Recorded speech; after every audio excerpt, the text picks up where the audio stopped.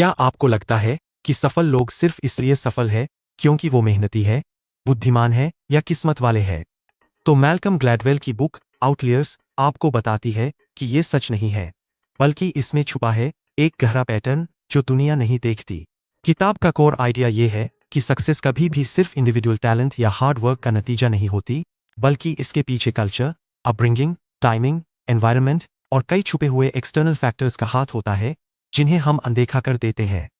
Gladwell कहते हैं कि सक्सेसफुल लोग आउटलियर्स होते हैं, यानी एवरेज से बहुत ऊपर या अलग, लेकिन वो अलग क्यों है?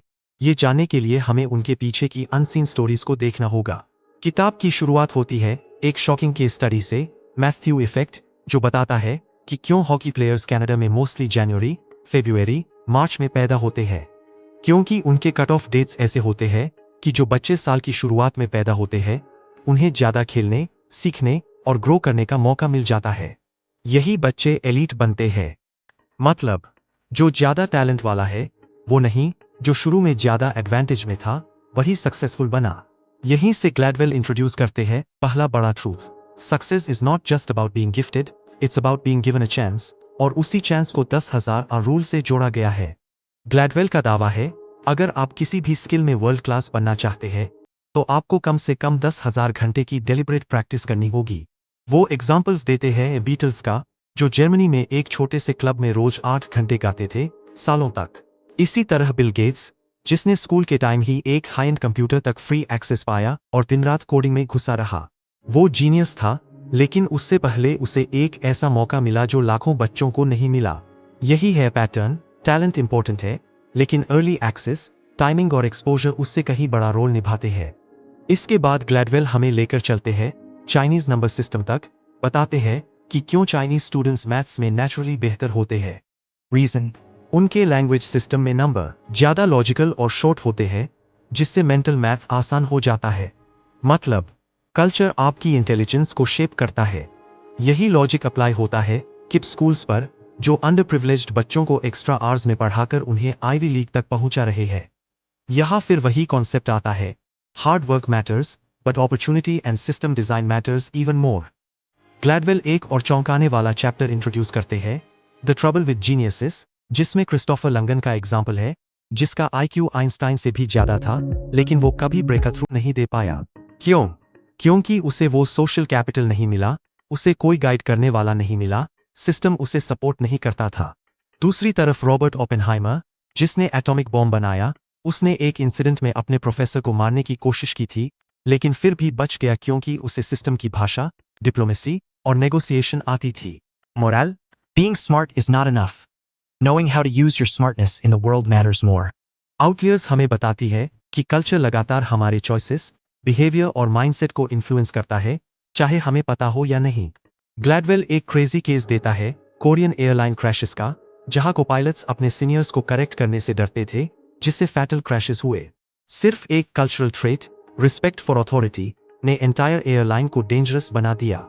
जब उस कल्चर को बदला गया, क्रैश रेट्स ऑलमोस्ट जीरो हो गए। यहां सीख मिलती है, आपका बैकग्राउंड सिर्फ आपकी कहानी नहीं है, वो आपकी करंट परफॉर्मेंस को साइलेंटली कंट्रोल कर रहा होता है।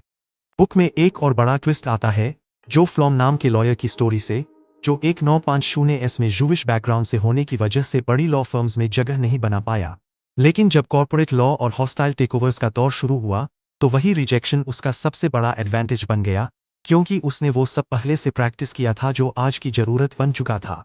मैटलैब, टाइमिंग और बैकग्राउंड मिलके सक्सेस के लिए एनवायरनमेंट क्रिएट करते हैं, जो पहले डिसएडवांटेज लगता है, वो ही फ्यूचर एज बन जाता है।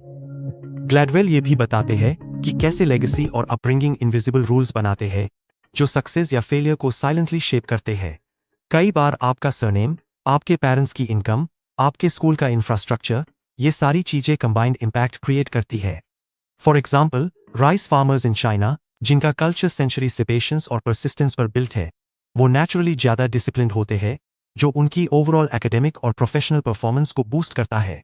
बुक के एंड में ग्लैडवेल पावरफुल मैसेज देते हैं, अगर हम आउटलियर्स को समझना चाहते हैं, तो हमें ये मिथ छोड़ना पड़ेगा कि वो अकेले अपनी मेहनत से ऊपर उठे थे। असल में, उनकी सक्सेस का सच ये है कि उन्होंने सही समय पर सही मौके पाए, उनका कल्चर सपोर्टिव था, उनके पास राइट मेंटरशिप थी, और उन्होंने कंसिस्टेंट प्रैक्टिस की, और यही कॉकटेल उन्हें एवरेज से एक्स्ट्राऑर्डिनरी बनाता है।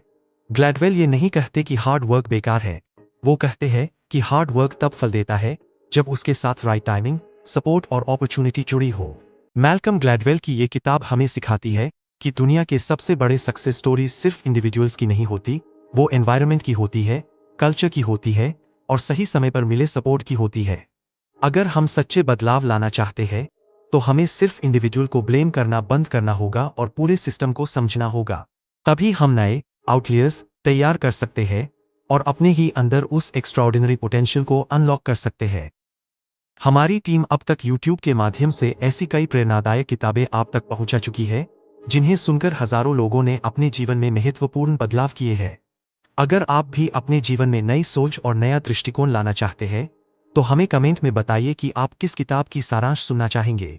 नई नई किताबों की सारांश हर रोज तैयार की जा रही है, इसलिए चैनल को सब्सक्राइब करना न भूलें, ताकि हर नया वीडियो सबसे पहले आप तक पहुंचे। आपका एक कमेंट और एक सब्सक्राइब हमें और बेहतर कंटेंट बनाने के लिए प्रेरणा देता है।